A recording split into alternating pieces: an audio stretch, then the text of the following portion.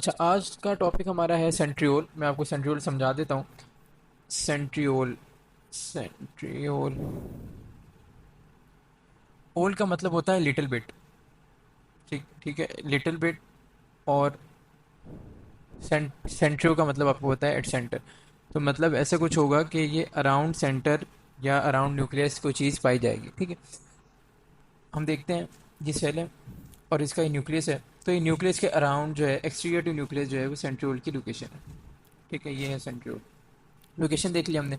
अब सेंट्रियोल कितने होते हैं? ये पेयर्स में होते हैं। ठीक है, सेंट्रियोल पेयर्स में मौजूद होते हैं, सिंगल नहीं होता, हमेशा दो होंगे एक साथ। अच्छा, और ये पेयर्स कैसे होंगे? अगर मिसाल के तौर पे एक ये पेयर है तो दूसरा पेयर इसके राइट एंगल होगा, इसके 90 डिग्रीज पे अरेंज हुआ होगा। दो पेयर्स की अरेंजमेंट ऐसे होती है। अच्छा, अब जिस एरिया में प्रेजेंट होते हैं ये सेंट्रियोल, उस एरिया को हम कहते हैं सेंट्रोजोम। सेंट्रोजोम, ठीक है, जिस एरिया में प्रेजेंट होंगे उस एरिया को कहेंगे सेंट्रोजोम। अच्छा, अब किन किन में होते हैं? ये एनिमल्स में होंगे, ठीक है, माइक्रो ऑर्गेनिजम्स में होंगे, लोअर प्लांट्स में होंगे, फंजाई लाइक प्रोटॉक्टिस में होंगे, फंजाई लाइक प्रोटॉक्टिस। मगर ये हाइयर प्लांट्स में मौजूद नहीं होते। ये आपने याद रखनी है ये बात। ठीक हो गया। अच्छा, इसके बाद इसका स्ट्रक्चर है। ये कैसे होता है इसका स्ट्रक्चर, हम देखते हैं।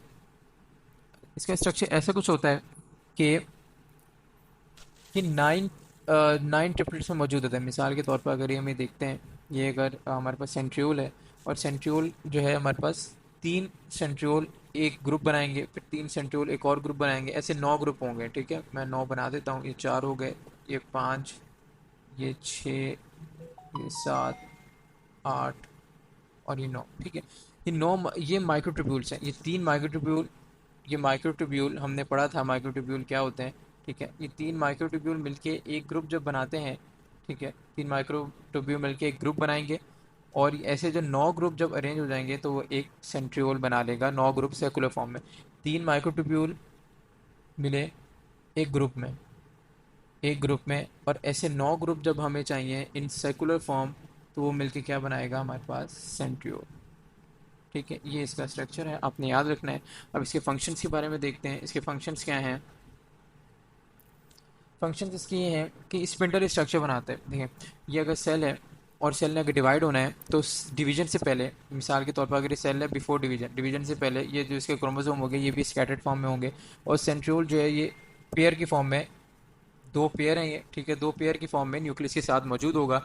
और जिस एरिया में मौजूद है इस एरिया को हम कह रहे हैं सेंट्रोजोम। ठीक हो गया, ये बिफोर डिवीजन है।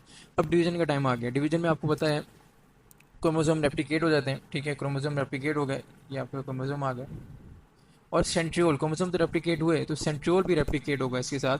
और रेप्लिकेट होके अब ये पहले एक पेयर था, मतलब दो थे, अब ये दो पेयर बन जाएंगे। ऐसे हो जाएंगे हमारे पास दो, एक दूसरे सेंट्रियोल पे आ जाएगा और इसके अंदर हमारे पास दो पेयर और अरेंज हो जाएंगे। ठीक है, अब हमारे पास टोटल हो गए चार, दो पेयर्स हो गए और चार हमारे पास सेंट्रियोल्स हो गए। ठीक है, दो पेयर्स में चार सेंट्रियोल।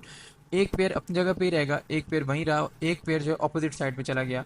और इसने क्या किया, यहाँ से फाइबर्स निकाले कुछ, जिसको हम क्या कह रहे हैं, स्पिंडल फाइबर्स या एस्ट्रल रेस भी कहेंगे, दोनों एक ही बात है। और ये फाइबर्स ने क्रोमोसोम को पकड़ लिया और एक क्रोमोसोम को अलग कर दिया और दूसरे क्रोमोसोम को, ऐसे चार क्रोमोसोम बन के अलग कर दिया और डिफरेंट सेल्स में चले जाएंगे और वो सेल डिवीजन का प्रोसेस है। तो ये इसमें काम आ रहे हैं। उसके बाद ये क्लीवेज फेरो बनाते हैं। ठीक है, क्लीवेज फेरो आपकी बुक में शायद इसका इतना डिटेल डिस्कशन नहीं है, मगर मैं आपको थोड़ा बता देता हूँ ये क्या करते हैं। मिसाल के तौर पर जब दो ये सेल हैं, ठीक है, अब इन सेल को अलग होना है डिवीजन के बाद। एक सेल से दो सेल बने, मिसाल के तौर पे एक सेल था, इससे दो बने, अब ये दोनों सेल ने अलग होना है। तो बीच में एक फरो बनेगा, एक हमारे पास डेंट टाइप जो है वो बनेगा, डेंट आएगा। और ये डेंट बनने के बाद जो है एक सेल अलग हो जाएगा, दूसरा सेल अलग हो जाएगा। तो ये डेंट आया जिसको हम क्लीवेज फरो कह रहे हैं। क्लीवेज फरो, ठीक है, इस डेंट को क्लीवेज फरो कह रहे हैं और ये बनाने में काम देता है और इससे सेल अलग हो जाते हैं। ठीक है, उसके बाद क्या करता है, जो इसका तीसरा फंक्शन है, ये पहला फंक्शन हो गया था स्पिंडल, दूसरा फंक्शन हो गया क्लीवेज फरो, और तीसरा फंक्शन मैं यहाँ लिख देता हूँ। ये क्या बनाता है? Basal body. बेसल बॉडी क्या होती है? बेसल बॉडी ऐसा स्ट्रक्चर होता है, ये अगर मिसाल के तौर पर सेल मेम्ब्रेन है, इसके नीचे एक ऐसा स्ट्रक्चर होगा बेसल बॉडी, जिससे क्या सीरिया और फ्लैजिला दोनों निकलते हैं। सीरिया और फ्लैजिला की ओरिजिनेशन यहाँ से होती है। ये बातें हम देखते हैं बुक में क्या है। अच्छा, बुक में क्या है, सेंट्रियोला शॉर्ट बैरल शेप स्ट्रक्चर, ठीक है, ऑफ माइक्रोट्यूब्यूल्स। शॉर्ट होते हैं, बैरल शेप होते हैं, माइक्रोट्यूब्यूल से बने होते हैं, हम डिस्कस कर चुके हैं। और नॉन मेम्ब्रेनस है, मतलब मेम्ब्रेन नहीं होगी, और दोनों जो माइक्रोट्यूब्यूल के पेयर से परपेंडिकुलर होते हैं एक दूसरे के।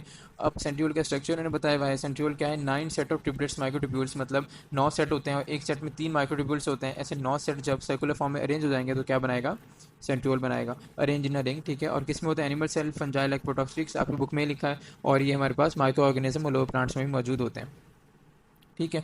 उसके बाद इन्होंने आगे बताया है बिफोर सेल डिवीजन क्या है। Before cell division near outer membrane nucleus, ठीक है। सेल डिवीजन से पहले आउटर मेम्ब्रेन न्यूक्लियस में थे हम, मैंने आपको बताया था न्यूक्लियस और यहाँ पर मौजूद थे।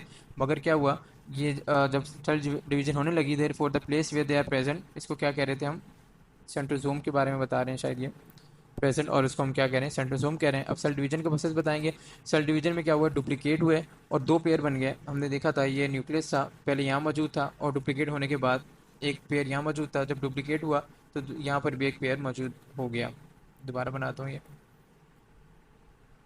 एक पेयर यहाँ मौजूद था, ठीक है। और जब सेल डिवीजन का टाइम आया तो एक और पेयर बना, और वो बाद में पेयर दूसरी साइड पे चला गया ताकि क्रोमोसोम को दोनों तरफ से पकड़ सके। अब दूसरी साइड पे जाके क्या करेगा कि फाइबर से, थ्रेड लाइक फाइबर्स अपने में से निकालेगा, हम जिसको हमने देखा था स्पिंडल फाइबर से एस्ट्रोलेस थे। और दूसरा फंक्शन क्या है कि बेसल बॉडी भी बनाता है, जैसे सीलिया फ्लैजिला निकल रहा था। क्लीवेज छोरू का आपकी बुक में डिस्कशन नहीं है, मगर थोड़ा सा मैंने आपको बता दिया, आपके एमडी गेट में आ सकता है। तो ये बस इसकी बातें हैं, आपको ये पता होनी चाहिए।